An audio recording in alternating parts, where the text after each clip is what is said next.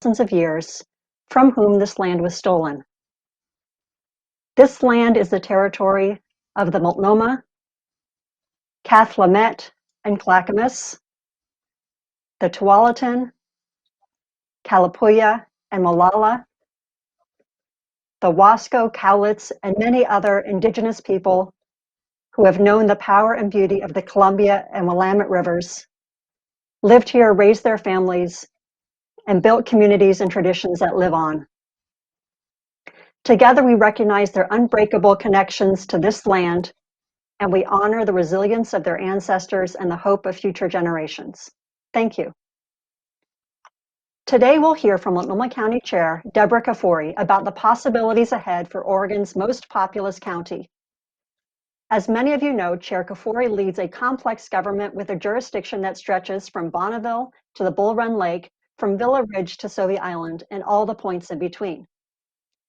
Chair Kafoury has served on the Multnomah County Commission since 2008 and as chair since 2014. Before that, she was a member of the Oregon House of Representatives and served for 2 years as the House Minority Leader. Chair Kafoury will give a short video presentation that highlights some of what Multnomah County has been up to recently. After the video, Dr. Rachel Solotarev, President and CEO of Central City Concern, will join us for a conversation about how Multnomah County might spark new possibilities for Oregon in the coming decades. If you're not familiar with Central City Concern, it is a nonprofit that helps its clients overcome a lack of affordable housing, healthcare, and living wage jobs. It also works to remedy the effects of systemic racism, mental health challenges, chronic health conditions, substance use disorders, and time spent in the justice system. Dr. Solotarev started at Central City Concern in 2006 and has served as president and CEO since 2017. Before we begin our conversation, I need to thank a few people who made today's program possible. Thank you to Chevron, The Standard, and Wells Fargo for sponsoring our winter events. I'd also like to thank our supporting sponsors, Kaiser Permanente and Tonkin Torp, and our partners at Pamplin Media, X-Ray FM, and Merge Design. If you're ever unable to watch our forums, you can listen in via X-Ray stations, including 91.1 FM and 107.1 FM. Thank you also to Bobby Regan for all the work that went into producing today's program. Finally, I want to remind everyone that you can ask questions at any time during today's conversation. Just email us at questions@pdxcityclub.org or tweet to @cityclub using the hashtag #StateOfThePossible. Now, it is my pleasure to welcome Multnomah County Chair Deborah Kafoury. Hello, I'm Deborah Kafoury, your Multnomah County Chair, and welcome to the State of the County 2021. On a typical year, the state of the county is about ups and downs. This year, the state of the county is a state of emergency.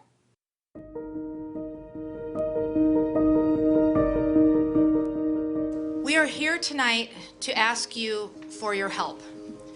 We are facing a virus, COVID-19, a virus that before January, no one in this country had ever seen.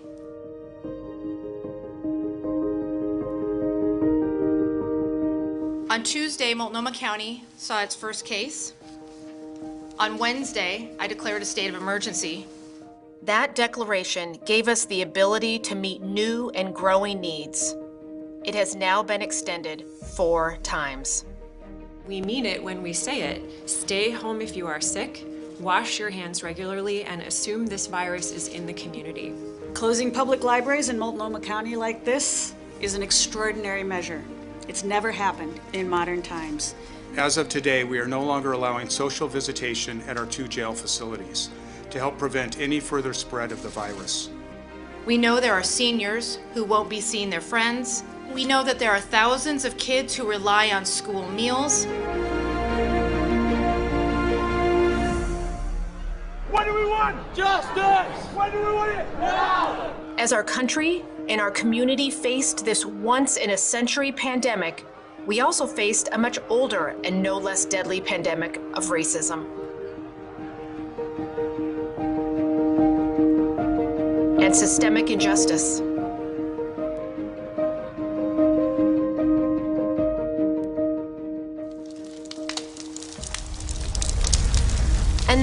As if we needed further proof of the climate crisis, in September, our state experienced extraordinary wildfires. We faced choking, toxic smoke that blanketed our community for a record 5 days and drove thousands of Oregonians to flee to Multnomah County. In a typical year, any one of these events would have been daunting. Together, they have been traumatic, overwhelming, and gut-wrenching.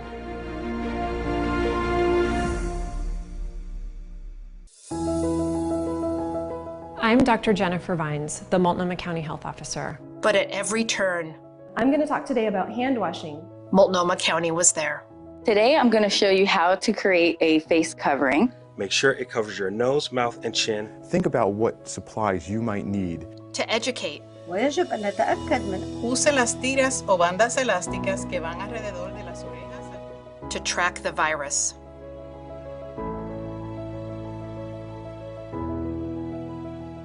To distribute PPE.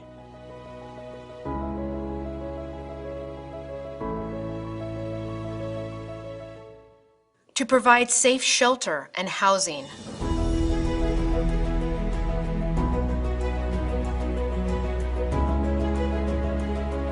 To organize meals. I have these moms and dads who say we can't really sleep because of the burden that they have to carry, that they don't have income, they don't know what to say to their kids in the morning. That's really what keeps us going every day. To hold fair elections. Again and again. To vaccinate.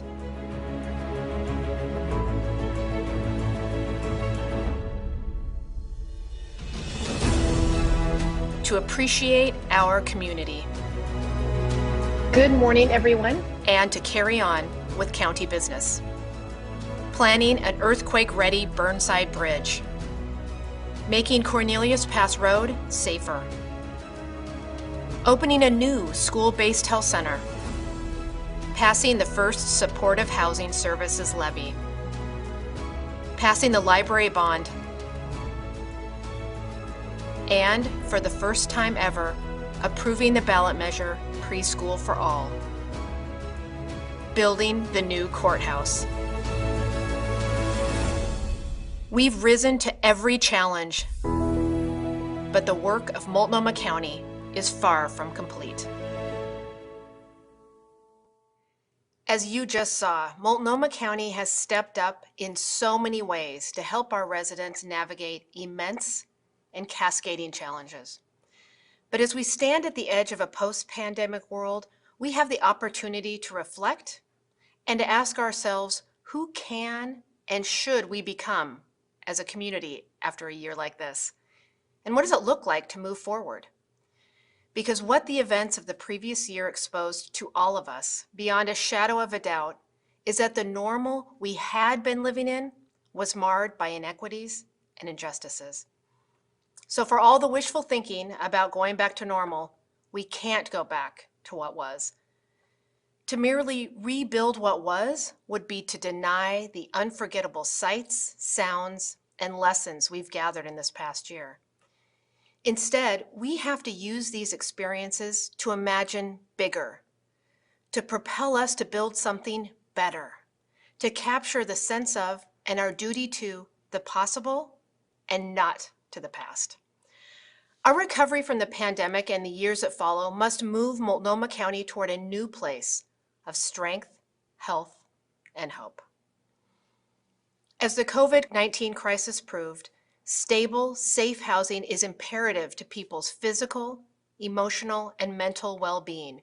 Without it, surviving outside is grueling, it's dangerous, and it's just that, a matter of survival.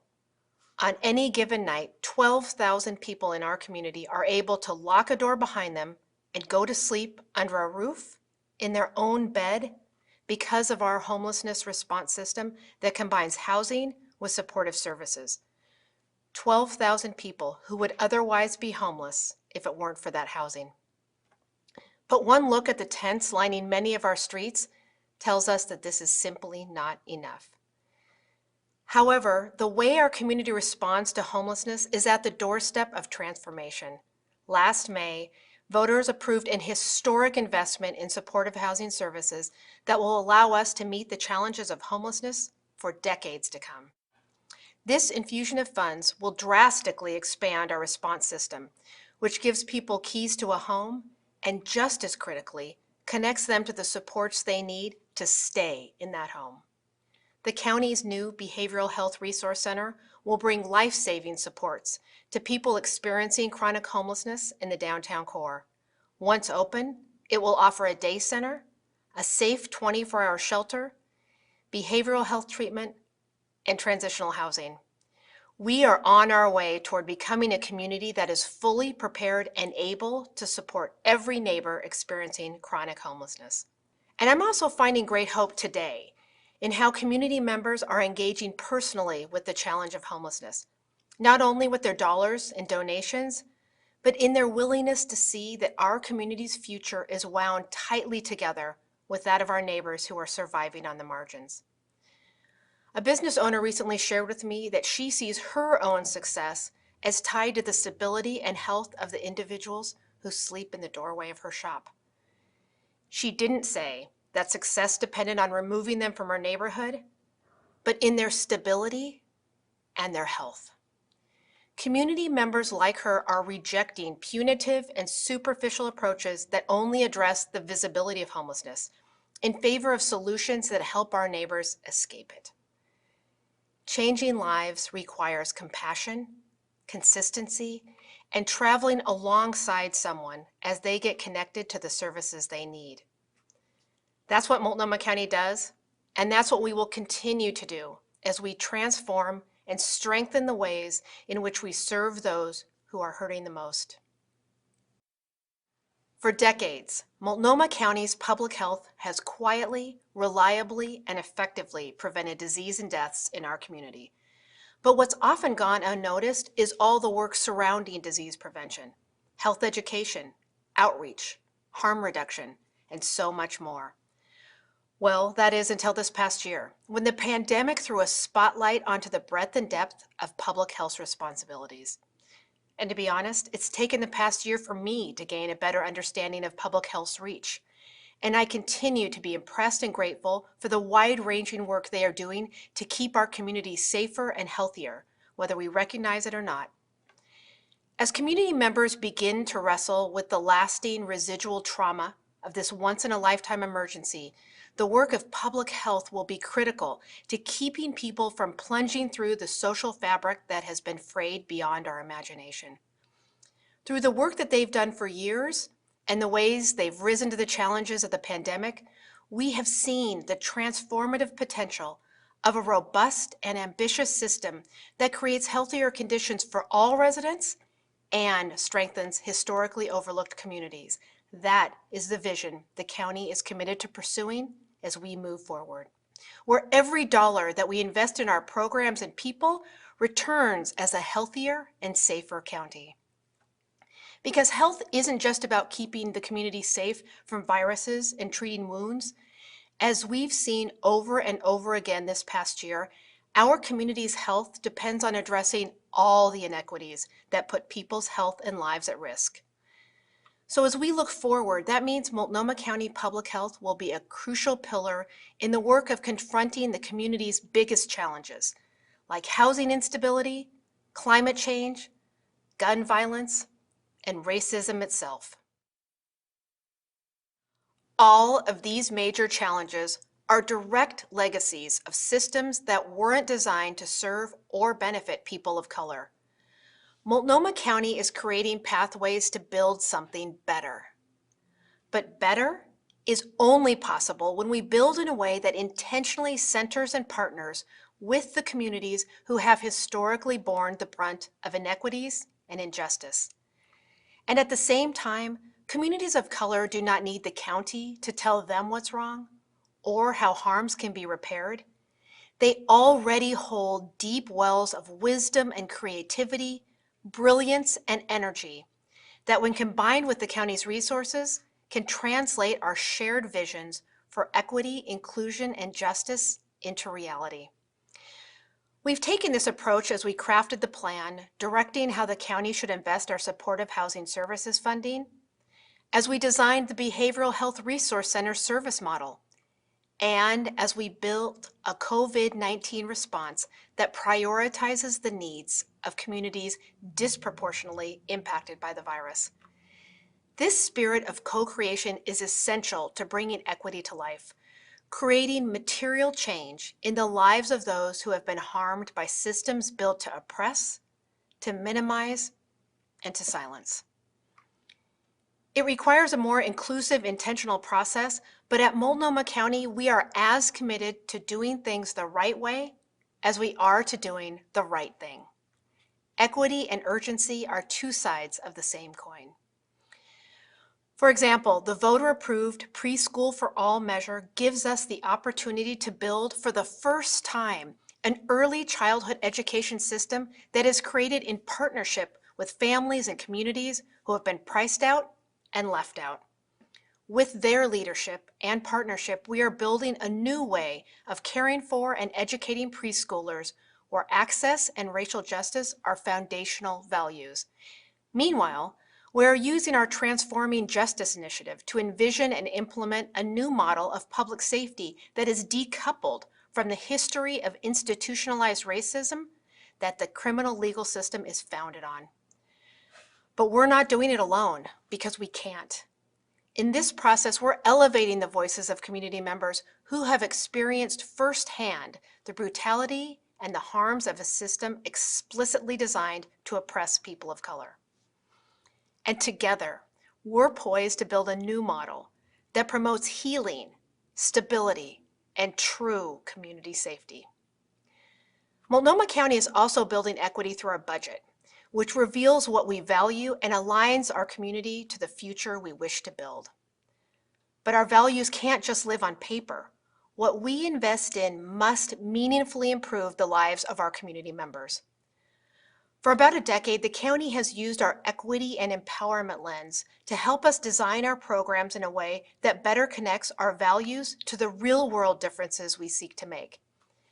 And now we're applying that lens to our budgets, so that every part of our organization, from transportation and IT to human services and health, plan, use, and measure the effect of their limited resources in a way that improves the lives of those we serve.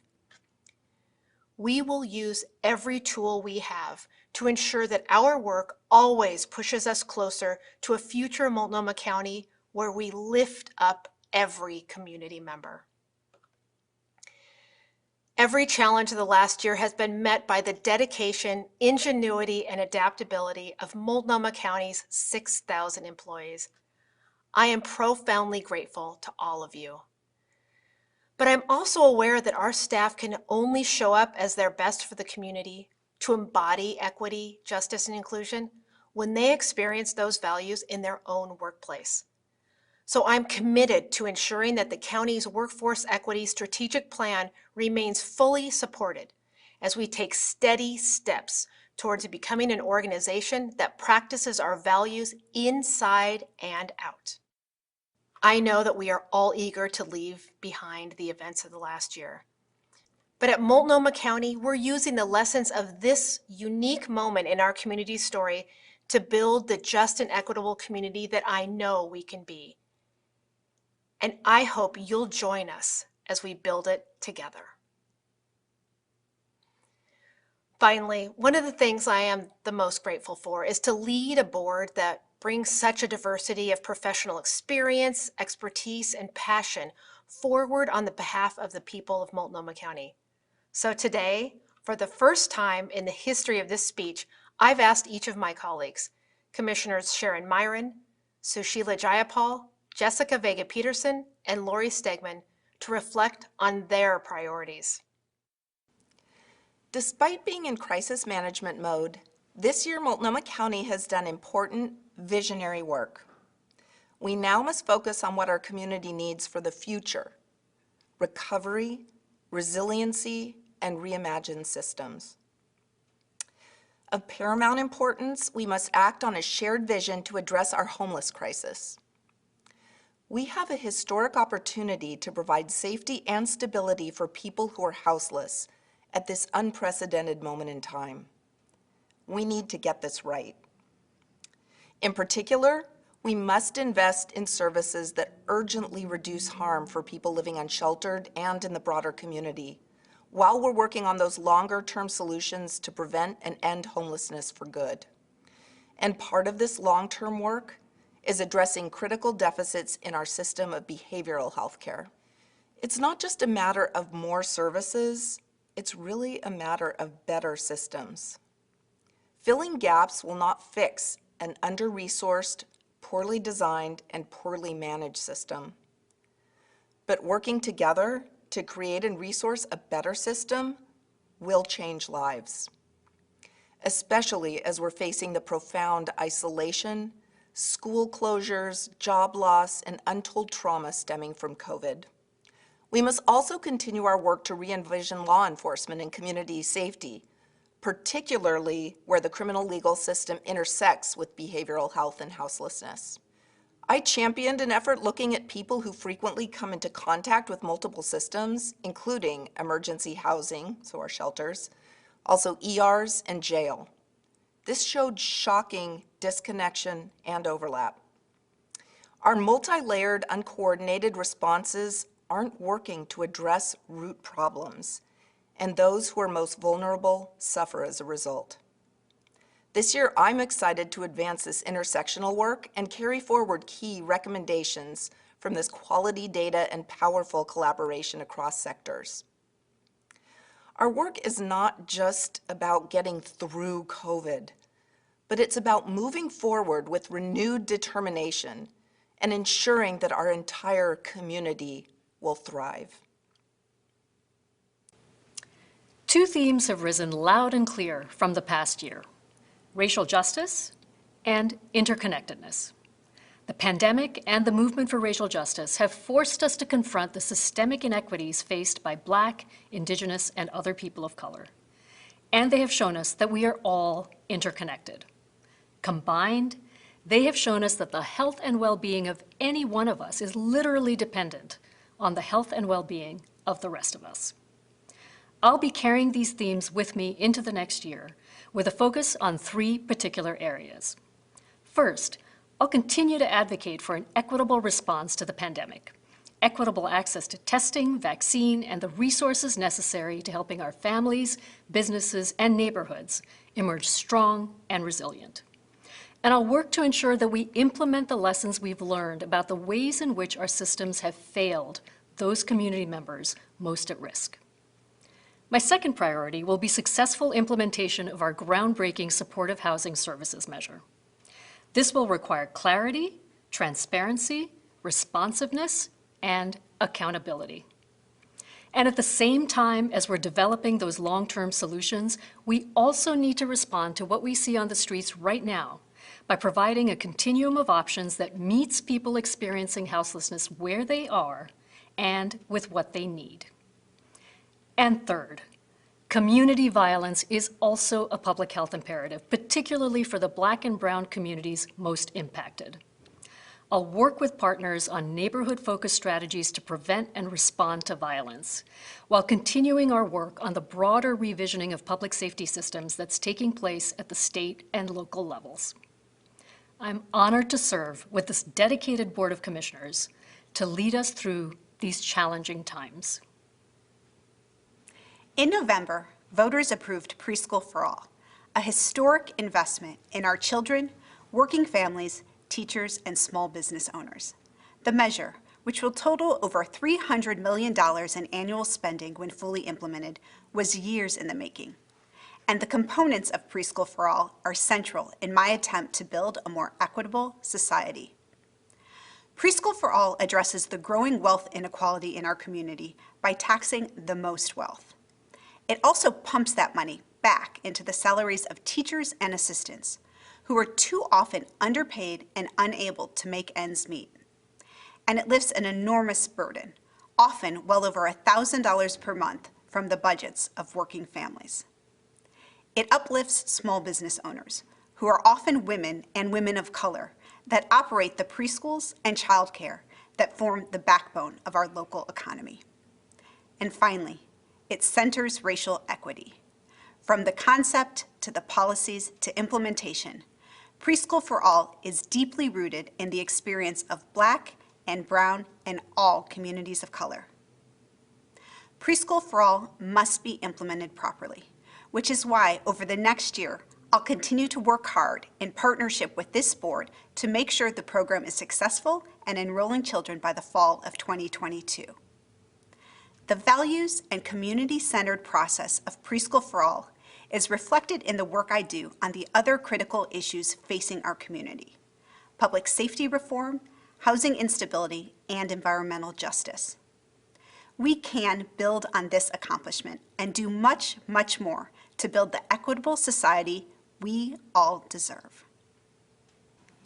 We have all been through so much together this past year, but despite those challenges, I could not be more proud of how Multnomah County and our employees stepped up every time.